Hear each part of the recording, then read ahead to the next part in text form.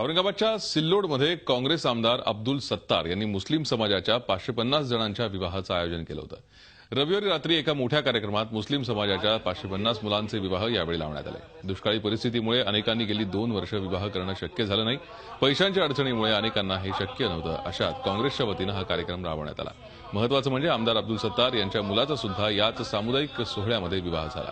महाराष्ट्रात दुष्काळ असताना माझं लग्न धडाक्यात व्हावं हे योग्य नव्हतं असं मत सत्तार यांच्या मुलानं व्यक्त केलं. त्यामुळे इतर समाज बांधवांसोबत सामूहिक विवाहात लग्न केल्याचं त्यांच्या मुलांनी सांगितलं. तर अनेकांनी आयोजनाबाबत आभार मानले. या सोहळ्यात आशीर्वाद देण्यासाठी भाजप प्रदेशाध्यक्ष रावसाहेब दानवे, अशोक चव्हाण उपस्थित होते.